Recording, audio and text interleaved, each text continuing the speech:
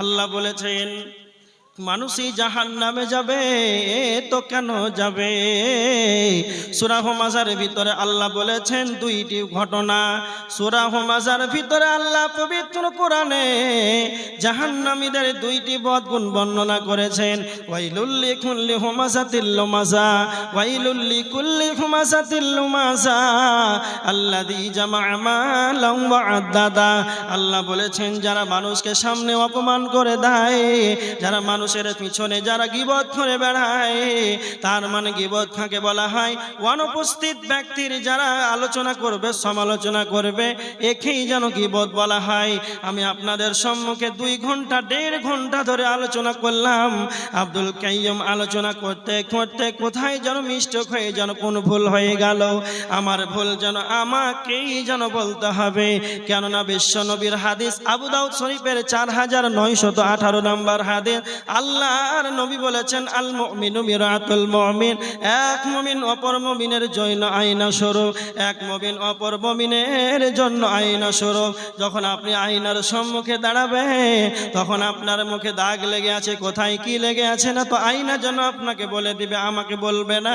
অনুরূপ এক মুমিনের যদি ভুল হয়েও যায় তাহলে ওকেই বলতে হবে, এটা যেন মুমিনের উচিত। তো আমার আল্লাহ বলেছেন যারা মানুষের পিছনে যারা গীবত করে বেড়াবে, যারা মানুষের পরনিন্দা পরচর্চা সমালোচনা, যারা গীবতের মতন জঘন্য পাপে লিপ্ত থাকবে, আল্লাহ সুবহানাহু ওয়া তাআলা বলেছেন নাম্বার 2, এই 2 নাম্বার বদগুণ আল্লাযী জামা'a মালান ওয়া আদ্দাদা, যারা মালকে জমা করে করে গুনে গুনে গুনে রাখবে, আর মালকে জমা করার পর সে মনে মনে ভাববে ইয়াহসাবু আন্না মালাহু আখলাদা, মাল আমার চিরকালের সঙ্গী হবে, মাল আমার চিরকালের সাথী হবে।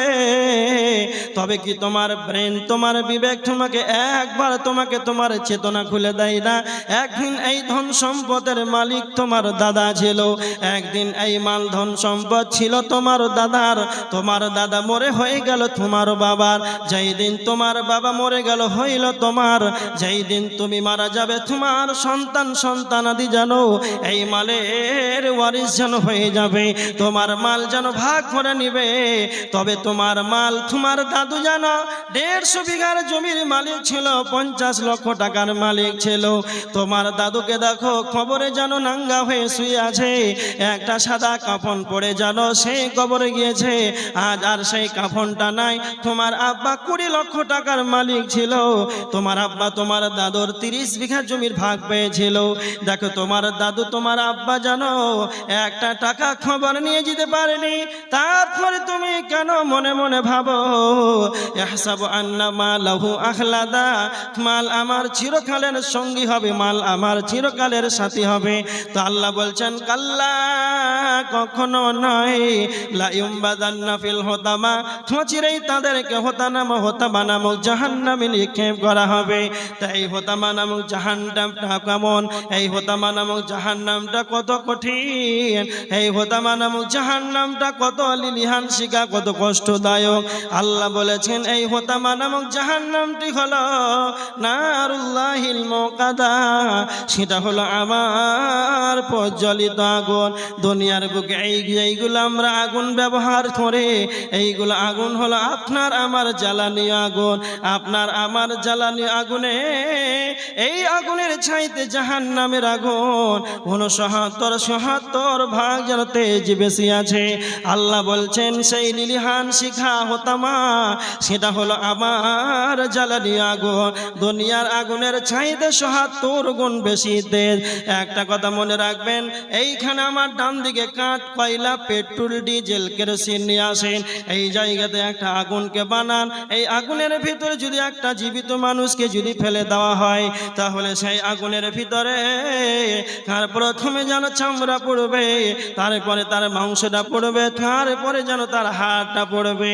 দুনিয়ার আগুনে যদি কোনো মানুষ মানুষকে ফেলে দেওয়া হয়, তাহলে আস্তে আস্তে ওপর থেকে যেন ভিতরে যাবে।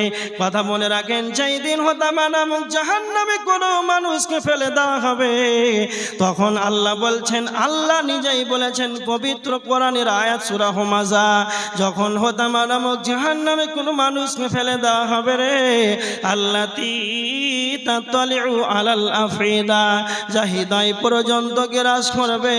যেমন ওপর চামড়া যেই রকম পড়বে, তার মাংসটাও সেই রকম পড়বে, তার হাড়টাও সেই রকমই পড়বে, তার কলিজাটা সেই রকম পড়বে, তার ফ্যাপসাটাও সেই রকম পড়বে।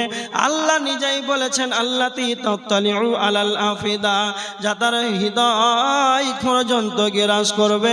এটাই হলো নারুল্লাহিল মুকাদা। কারা যাবে না? তো যারা মানুষের গীবত করবে, যারা মানুষের গীবত করবে, যারা মালকে জমা করে করে রাখবে, তারা এই রকম জিলিহান শিখা অগ্নি জাহান্নামে তারা যাবে। সব চাইতে সুন্দর কে না তো মানুষ, সব চাইতে শ্রেষ্ঠ কে না তো মানুষ। ওয়াকুদুহান নাস, জাহান্নামের ইন্ধন হবে মানুষ। এই এত সুন্দর মানুষটা কেন জাহান্নামে চলে যাবে? না তো গীবত করার কারণে, মালকে জমা করে রাখার কারণে মানুষই জাহান্নামে চলে যাবে।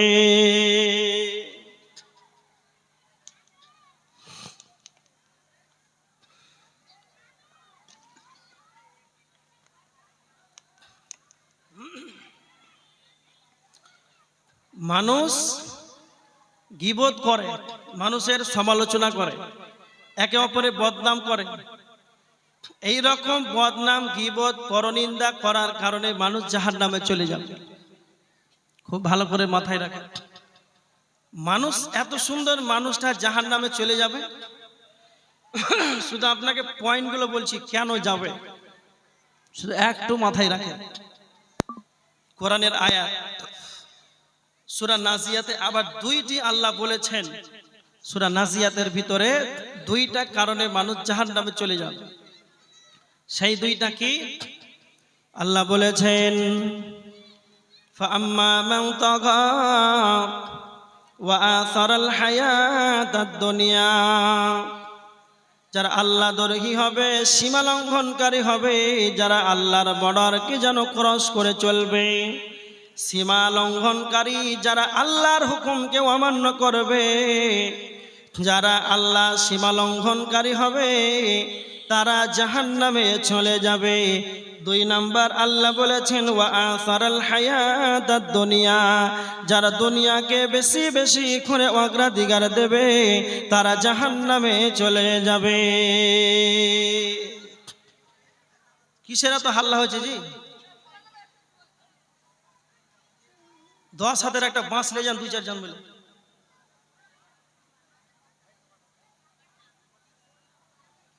মেলা হয়েছে এখানে, আশ্চর্য বাবা। যারা পিছনে হাল্লা করছেন খুব সাবধান, একবার আওয়াজ বন্ধ করেন। আসসালামু আলাইকুম ওয়া রাহমাতুল্লাহি ওয়া বারাকাতুহু। এই যে প্যান্ডেলের পিছনে যে মেলা, আপনাকে আবেদন করছি যে হট্টগোল করবেন না, কেননা স্টেজে আওয়াজ আসছে, বলতে গিয়ে বক্তারও অসুবিধা এবং শ্রোতাদেরও অসুবিধা। অতএব খেলনাওয়ালাকে আবেদন করব যে হট্টগোল করবেন না, চিল্লাচিল্লি করতে দেবেন না। হ্যাঁ, এখানে আওয়াজ আসলে বক্তার বলতে গিয়ে খুব অসুবিধা হচ্ছে। আসসালামু আলাইকুম। একটু সাবধান, সতর্ক থাকে।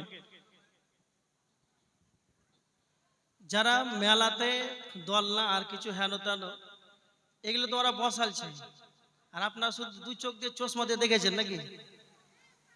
আর এখন মাইকে বন্ধ করতে বলছেন, এটাই তো আমাদের মানবতা। গাছ কাটছে, গাছ, কুড়াল, কুড়াল বুঝেন তো, কুড়াল দিয়ে গাছ কাটছে। তো এই গাছ বলছে, ও কুড়াল তুই আমাকে কাটছিস কেন? হ্যাঁ, বলছে আমাকে কেন বলছিস, তোরই জাতের ওই কাঠের ব্যাট পিছন দিক থেকে ঠেলা মারছে বলে তো কাটছিস।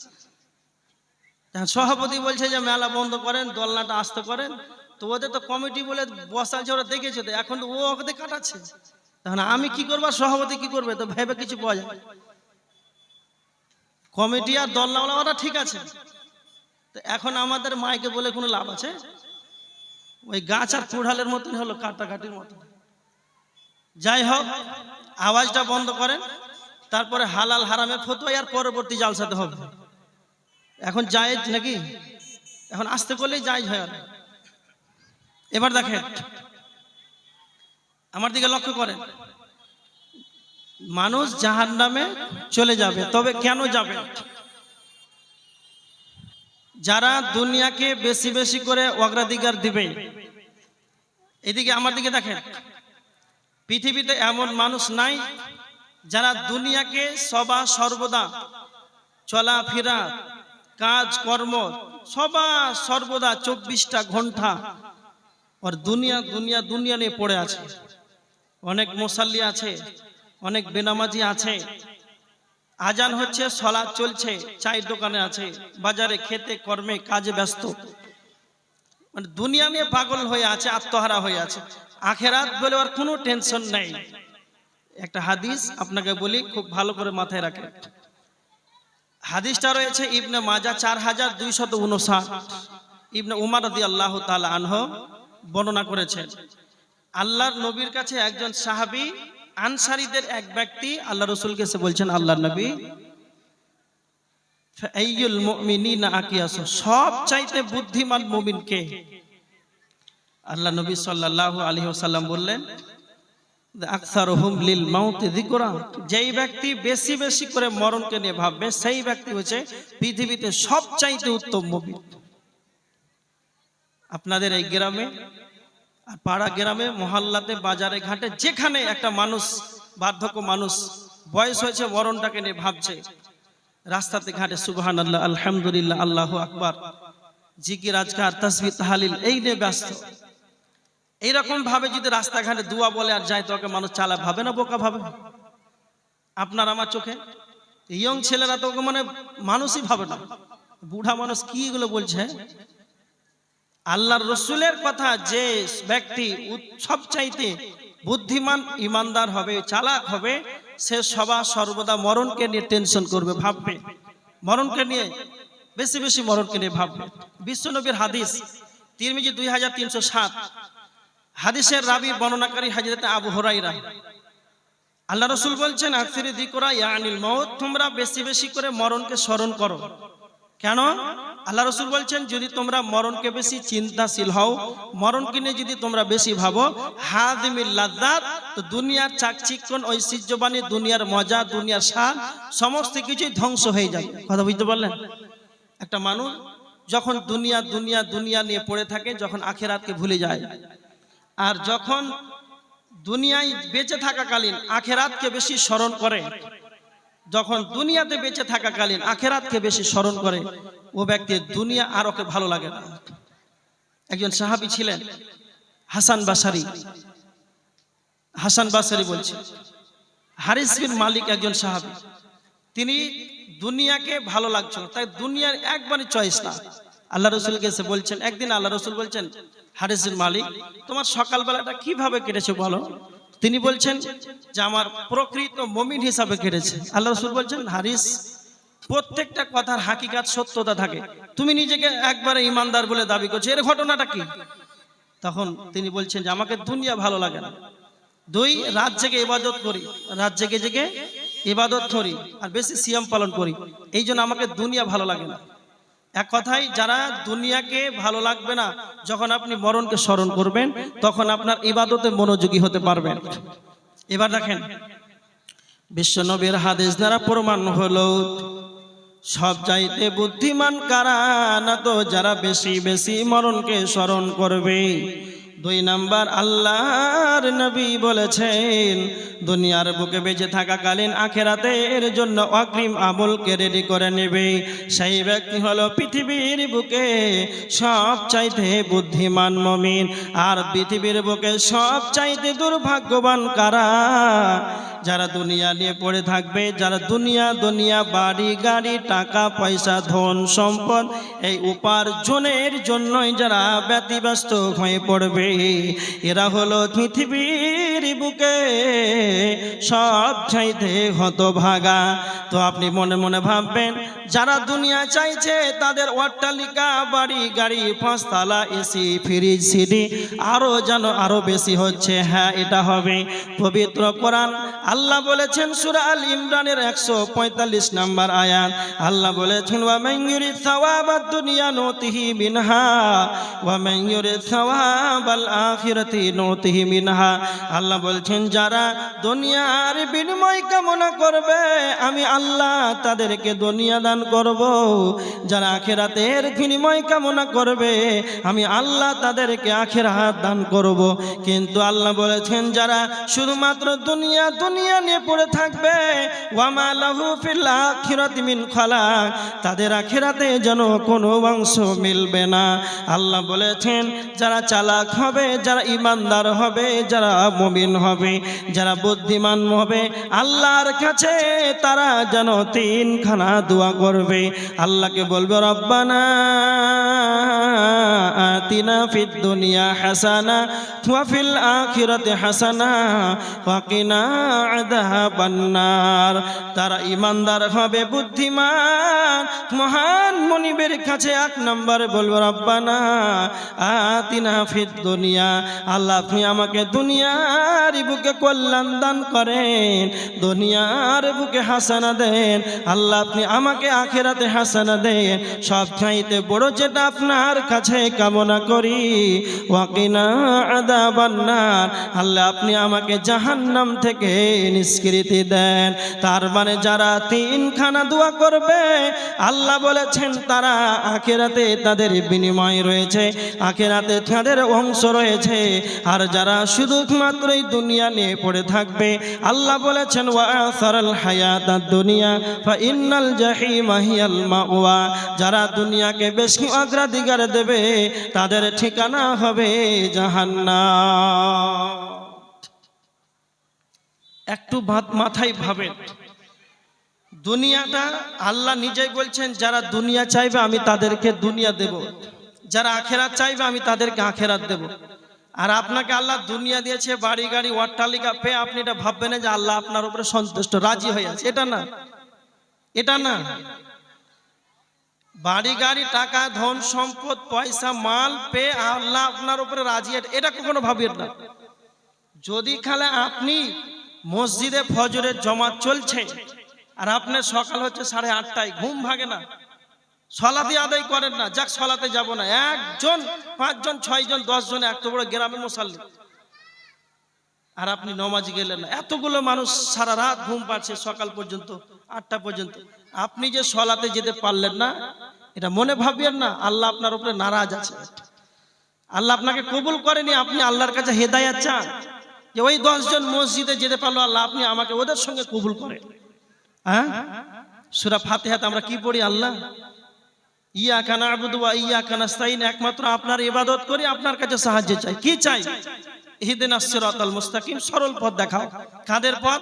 যাদের প্রতি তুমি সন্তুষ্ট হয়েছো, যাদেরকে তুমি পুরস্কার প্রাপ্ত দিয়েছো, ওই পুরস্কার যাদেরকে দিয়েছো তাদের তুমি আমাদেরকে পথ দেখাও। তো যারা 10 জন মসজিদে গেল, ওই রকম আপনি ভাবেন আল্লাহ তুমি আমাকে ওই মুসাল্লিদের জন্য একসঙ্গে যেন সালাত আদায় করতে পারি, এটা কবুল করো। এটা মনে করিয়েন না, এটা আপনার জন্য দুর্ভাগ্য, নারাজ যে আপনি ফজরের সালাতে যেতে পারলেন না।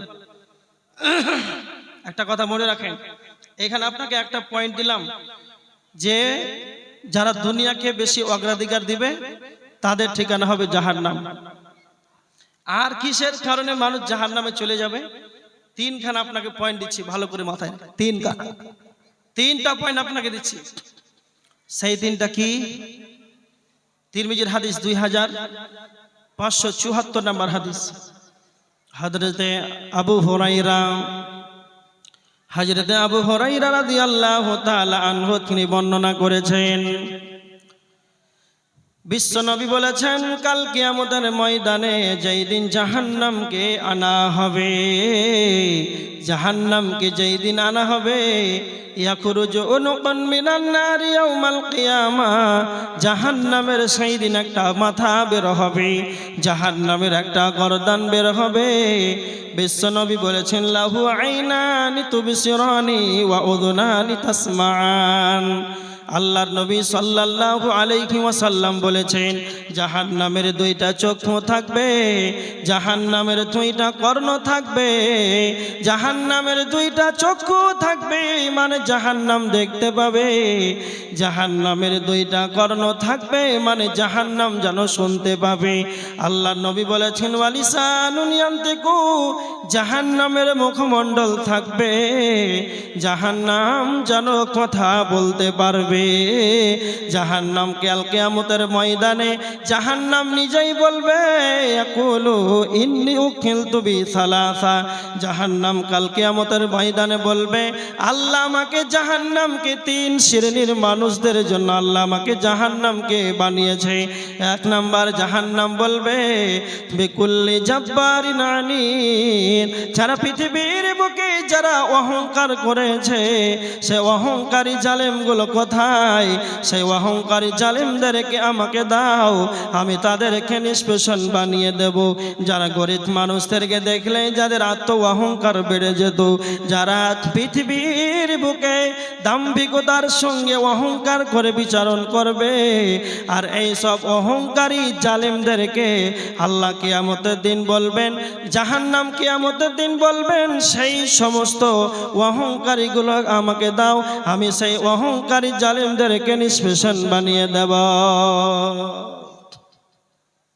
একটা কথা মনে রাখেন, এই অহংকার এমন একটা বড় পাপ, পৃথিবীতে মানুষ চলাফেরা কথাবার্তায় শরীরের সব কিছুতেই যেন মানুষের অহংকার দেখা যায়, হাবভাব বোঝা যায় অহংকার।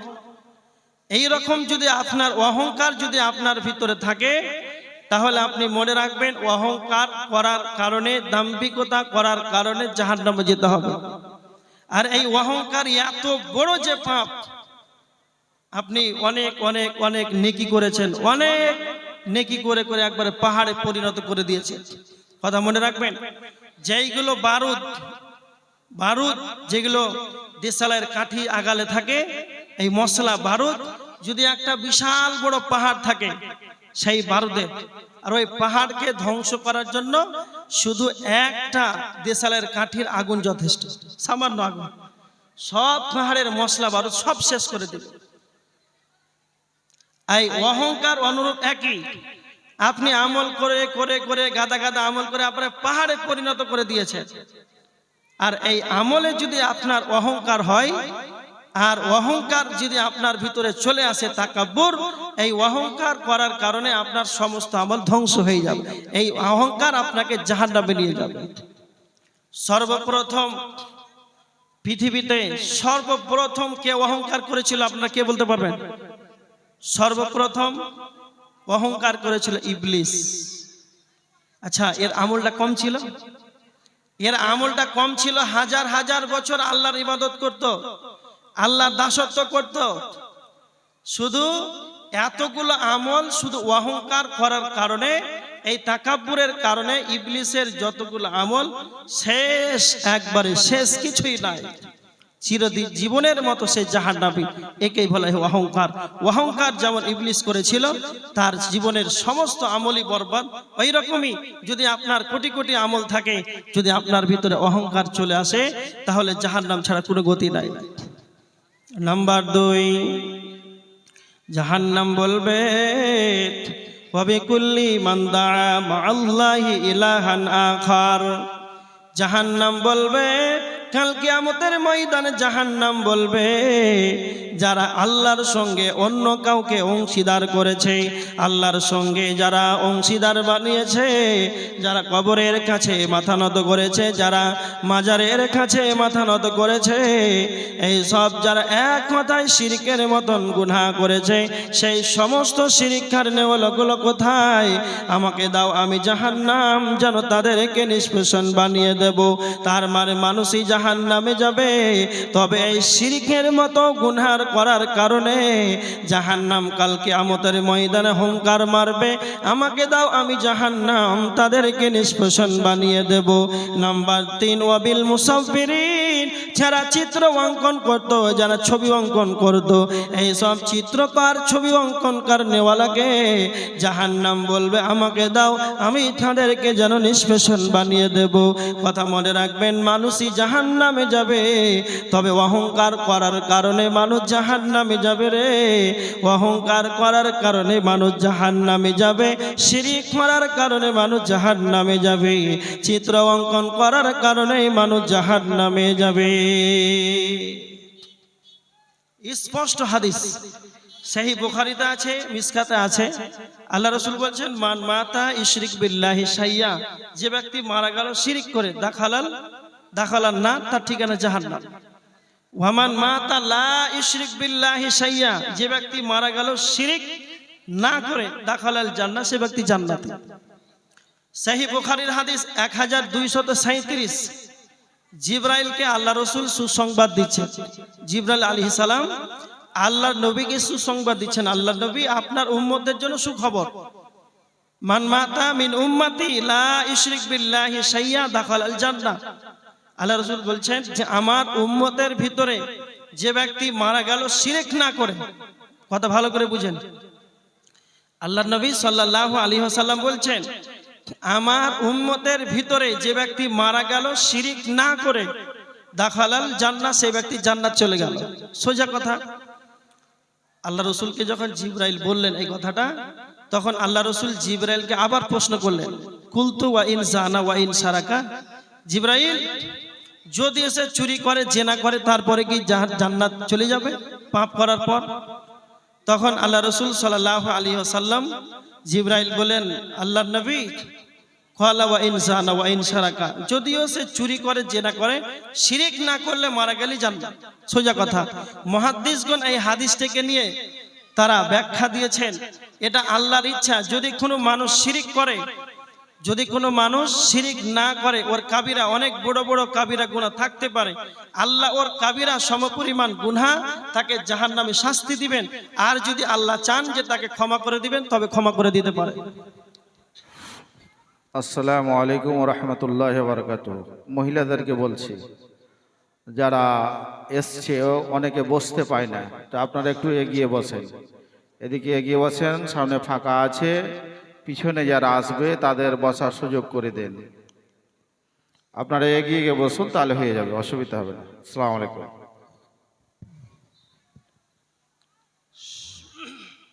সভাপতি মহাশয় কি বললেন? মা বোনেরা একটু সামনে চলে আসে। একটা উঠেনি এখন পর্যন্ত, একটা মেয়ে উঠেনি যে সামনে সরবে, এরকম একটা ওদের নিয়ত নাই। এক জালসাতে এক হুজুর বলছে, সভাপতি মহাশয় বলছে, মৌলানা সাহেব একবার বলেন না মেয়েরা একটু সামনে এগিয়ে আসে, এত জায়গা সামনে ফাঁকা, পিছনে আটে না। তখন হুজুর বলছে, কি বলছেন আপনি গো, শুনতে পাননি? ওই মহিলাদেরকে বলেন যে সামনের জায়গাটা পূরণ করে, পেছনে ফাঁকা, লোক অনেক দাঁড়িয়ে আছে। তখন মৌলানা সাহেব বলছেন যে আপনি এতদিন থেকে সংসার করছেন, কি আপনাকে বলবো, যে দিন মোহর দিয়ে, টাকা দিয়ে, সোনা পড়িয়ে, গহনা দিয়ে বিয়ে করে নিয়েছে, ওরই তো কথা শুনে না, তা আমার বাড়ি কোথায় জানে, আমার কথা শুনবে মানে? আশ্চর্য কথা। সভাপতি মশাই বারবার বললো, ওরকম শুনছে, একটা মহিলা হুজুর, মানে যে দিন মোহর দিয়ে নিয়েছে ওর তো কথা শুনে না, তা হুজুরের কথা কি শুনবে? মা বোনেরা একটু সামনে এগিয়ে যান। যেই কথাগুলো বলছিলাম, যে এই অহংকার এমন একটা খাতারনাক পাপ, এই অহংকার করার কারণে মানুষ জাহান্নামে চলে যাবে। শিরক এত বড় খাতারনাক পাপ, শিরক করার কারণে মানুষ জাহান্নামে চলে যাবে। কেউ যদি চিত্রকর ছবি অঙ্কন করে, এই কারণে মানুষ জাহান্নামে চলে যাবে। একটা হাদিস আপনাকে বলি, খুব গুরুত্বপূর্ণ একটা হাদিস। হাদিসটা তিরমিজিতে রয়েছে 2004। হাদিসের বর্ণনাকারী হযরতে আবু হুরায়রা। হযরতে আবু হুরায়রা রাদিয়াল্লাহু তাআলা আনহু বিশ্বনবী নবী মুহাম্মদ সাল্লাল্লাহু আলাইহি ওয়াসাল্লামকে প্রশ্ন করেছেন, আল্লাহর নবী, আন আকসারি মা ইদখিলুন নাসাল জান্নাহ, আল্লাহর নবী আপনি বলেন এমন কি বস্তু রয়েছে সেই বস্তুটা বেশি বেশি মানুষকে জান্নাতে নিয়ে যাবে? আল্লাহর নবী দুইখানা কথা বললেন, তাকওয়াল্লাহু ওয়া হুসনুল খুলুক। এক নাম্বার হলো আল্লাহর ভয়, দুই নাম্বার হলো উত্তম চরিত্র। এই দুইখানা বস্তু বেশি বেশি মানুষকে জান্নাতে নিয়ে যাবে। এদিকে লক্ষ্য করেন, আবু হুরায়রা যখন প্রশ্ন করলেন আল্লাহর নবীকে, কি এমন বস্তু আছে আল্লাহ রসুল যে সবচাইতে বেশি মানুষকে জান্নাতে নিয়ে যাবে? আল্লাহ রসুল প্রথমে বললেন যে আল্লাহর ভয়। কেন? এখনো সালাতের কথা বলেনি, হজের কথা এখনো বলেনি, আগে বললেন যে আল্লাহর ভয়। কেন? যদি কালে আপনার আমার ভিতরে যদি আল্লাহর ভয় থাকে, আপনার আমার ভিতরে যদি কালে আল্লাহর ভয় থাকে, তবে আপনি মাঠে ঘাটে যে কোনো নির্জন জায়গাতে, জলহীন প্রান্তে, জলসমুদ্রে একাকী আছেন এমন একটি জায়গাতে, সেই জায়গাতে আপনি পাপ করবেন, পৃথিবীর কেউ যেন দেখবে না। এই রকম যদি আপনার অবস্থা হয়, যদি কালে আপনার আল্লাহর প্রতি যদি আল্লাহর ভয় থাকে, তাহলে আপনি ওই জায়গাতে ভাববেন আমি যে এই গুনাহটা করব, এই পাপটা করব, তো স্বয়ং আল্লাহ যেন আমাকে দেখছে। আমি যেইগুলো পাপ করব সেইগুলো যেন ফেরেশতারা লিখছে। আমি যেইগুলো পাপ করব কিয়ামতের দিন তা জমিন সেই দিন কথা বলবে। এই রকম ভাবে যদি কালে আপনার আল্লাহর ভয় থাকে, তাহলে এই ভয়ের কারণে আপনি পাপ থেকে যেন বেঁচে যেতে পারবেন। এজন্য আল্লাহর নবী বললেন এক নাম্বার হলো আল্লাহর ভয়। এই আল্লাহর ভয়ের কারণে বেশি মানুষ জান্নাতে চলে যাবে। বিশ্ব নবী বলেছেন, লা ইয়ালিজুন নার রাজুলুন বাকা মিন খাশিয়াতিল্লাহ। আল্লাহর নবী বলেছেন সেই ব্যক্তি জাহান্নামে যাবে না, সেই ব্যক্তি জাহান্নামের আগুন স্পর্শ করবে না যে ব্যক্তি বাকা মিন খাশিয়াতিল্লাহ, যেই ব্যক্তি আল্লাহর ভয়ে চোখের পানিতে যেন অঝর নয়ন কাঁদবে, যেই ব্যক্তি আল্লাহর ভয়ে কাঁদবে। সারা পৃথিবীতে কতগুলো জল না তো 3 ভাগ জল 1 ভাগ স্থল। সারা পৃথিবীতে মানুষ কথাই বলে 7 সমুদ্র 13 নদী। সারা পৃথিবীর যতগুলো পানি আছে সমস্ত পানিকে যদি জাহান্নামের ভিতরে যদি ভরে দেওয়া হয়, তাহলে জাহান্নামের আগুন যেন নিভিয়ে যাবে না, জাহান্নামের আগুন যেন তারও উর্বর হবে, আরো তেজস্বী হবে। কিন্তু কথা মনে রাখবেন, আল্লাহর ভয়ের চোখের পানি কতটা দাম, আল্লাহর ভয়ের চোখের পানিটা কতটা মূল্য রয়েছে। কেউ যদি গভীর রাতে আল্লাহর ভয়ে যদি কেঁদে দেয়, চোখের পানিতে যেন 2 গাল দিয়ে যেন বয়ে বয়ে পড়ে যায়। সারা পৃথিবীর যতগুলো পানি আছে 7 সমুদ্র 13 নদী 3 ভাগ জল, সমস্ত পানিকে যদি জাহান্নামে ভরে দেওয়া হয়, তাহলে জাহান্নামের আগুন যেন নিভিয়ে যাবে না। শুধু আল্লাহর ভয়ে যদি কারো 2 ফোঁটা চোখের পানি যদি বেরিয়ে যায়, তাহলে এই 2 ফোঁটা আল্লাহর ভয়ের চোখের পানির কতটা মূল্য আপনার জন্য জাহান্নামের আগুনকে আল্লাহ হারাম করে দিবেন। এজন্য বিশ্ব নবী বলেছেন ওই ব্যক্তি জাহান্নামে যাবে না যে আল্লাহর ভয়ে চোখের পানিতে কাঁদবে। বিশ্ব নবী বলেছেন, হাত্তা ইয়াউদাল্লা বানু ফিদ দারই, যেমন করে গাভীর বাট থেকে যেমন দুধ দহন করা হয়, আবার ওই গাভীর বাট থেকে দুধটাকে বের করার পর আবার ওই দুধটাকে যেমন পুনরায় যেমন ঢোকানো অসম্ভব, যারা আল্লাহর ভয়ে চোখের পানিতে কেঁদে দিবে এরা জাহান্নামে যাবে, এটাও যেন অসম্ভব। এজন্য বিশ্বনবী হযরত আবু হুরায়রাকে বললেন সব চাইতে বেশি জান্নাতে নিয়ে যাবে সেটাই হলো আল্লাহর ভয়। আল্লাহর ভয় এটা মানুষকে সব চাইতে বেশি জান্নাতে নিয়ে যাবে, এটা হচ্ছে আল্লাহর ভয়। একটু এদিকে লক্ষ্য করেন।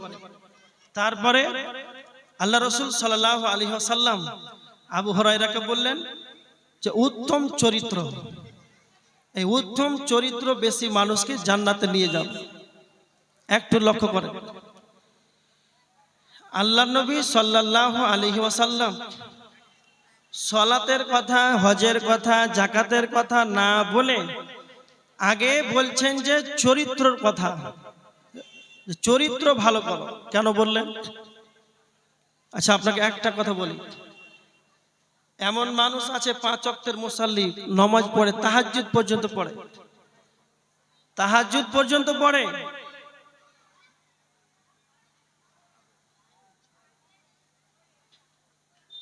একটু এদিকে দেখেন, 5 ওয়াক্তের নামাজ পড়ে, কপালে ঘরটা পড়ে যায়, দাগ, কালো দাগ পড়ে আছে, কিন্তু ওর যা চরিত্র, মসজিদের ইমাম টিকতে পারছে না, এরকম মুসাল্লি নাই। ওর যা চরিত্র, মসজিদের মুসাল্লি কতটা আছে যে শান্তি পায় না। আপনাকে সত্য কথা বলছি, আমি অনেক মসজিদে নামাজ পড়ি, সফরে থাকি, অনেক জায়গাতে দেখি যে ইমাম সালাত আরম্ভ, একামত চলছে, মুয়াজ্জিন দিচ্ছে, আর কাতার লাগছে মুসাল্লি, এই কাতারে দাঁড়িয়ে এইভাবে দেখছে যে আমার পাশে কে আছে, যে ওই চুগলি খোরটা, একবার এই মাথা থেকে ছেড়ে একবার ওই মাথা পালিয়ে গেল। সত্য কথা আপনাকে বলছি, ও গেল কেন? ওর চরিত্রের কারণে গেল। এই জন্য কথাটা বলছি, ও 5 ওয়াক্ত নামাজ পড়ে, কপালে ঘরটা পেলে কালো করে দিল, কিন্তু ওর চরিত্র এখন ঠিক হয়নি, ওকে মানুষ দেখে শান্তি পায় না। অনেক মহিলা আছে যে ও ভাবে যে আমার স্বামীটা 2 ঘন্টা আরো থাকুক রাস্তাতে আর বাজারে, বাড়ি না আসলে ভালো, কিন্তু ওর চরিত্র এতটা নষ্ট, ও বাড়ি গেলে অশান্তি হয়। চরিত্র কতটা দাম, একটা কথা আপনাকে বলে যাই, পৃথিবীতে এমন কোন স্কুল, কলেজ, ইউনিভার্সিটি, ভার্সিটি নেই সেই জায়গাতে আপনি গেলেন, 1 লক্ষ টাকা অ্যাডমিশন ফি দিলেন, আপনার ছেলেটাকে নিয়ে যাওয়ার পর বললেন যে আপনি আমার ছেলেটাকে চরিত্রবান করেন, 1 লক্ষ টাকা অ্যাডমিশন দিয়ে দিলেন, আর 1 দিন পর, 8 দিন পর, 1 মাস পর, 1 বছর পর আপনার ছেলেটা চরিত্রবান হয়ে গেল, এরকমটা হয়? পৃথিবীতে কোথাও এরকম স্কুল কলেজ নাই। 2, একটা উদাহরণ দিই আপনাকে, মোবাইলে একটা অ্যাপস আছে, অ্যাপসটির নাম হচ্ছে হোয়ার ইজ মাই ট্রেন। মানে আপনার যদি ডাউনলোড করেন যে ট্রেনটা কোথায় আছে, ফারাক্কায় কোথায় দাঁড়াবে, কয়টায় ছাড়বে, কোথায় দাঁড়াবে, কতক্ষণ দাঁড়িয়ে থাকবে, ওই অ্যাপসটা দেখতে দেখাবে। ওই অ্যাপসটা পৃথিবীতে অনেক বিভিন্ন রকম অ্যাপস তৈরি হয়েছে। আচ্ছা, এমন একটি অ্যাপস আছে 20,000 টাকা দিয়ে ওপ্পো মোবাইল কিনলে, আর প্লে স্টোরে গিয়ে একবার চরিত্র নামে অ্যাপস আছে, আর ডাউনলোড করে আপনি চরিত্রবান হয়ে গেলেন, এরকমটা হয়? হয় না। কেমন করে হয়? তাহলে চরিত্রটা কেমন করে হয় একটু ভাবেন।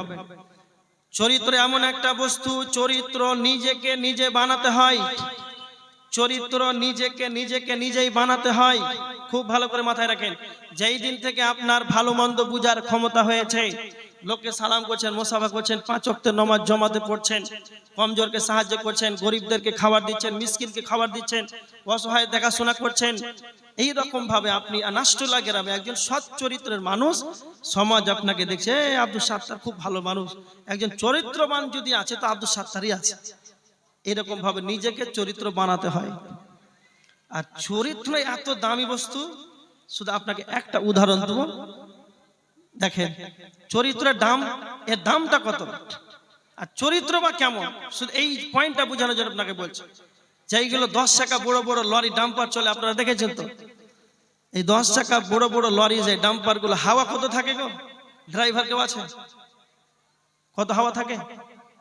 100, 110, প্রায় 80, 90, মিনিমাম 100 ধরে, বুঝানোর জন্য বলছি।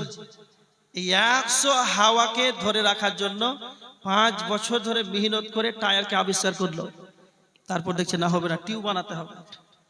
2 বছর মেহনত করে একটা টিউবকে আবিষ্কার করলো, তার ভিতরে ভরে এই হাওয়াকে ধরে রাখার জন্য 7 বছর মেহনত করলো। আর এই 7 বছরকে মেহনত করার পর, টায়ার টিউবকে বানার পর ওখানে হাওয়াটাকে 100 রাখলো।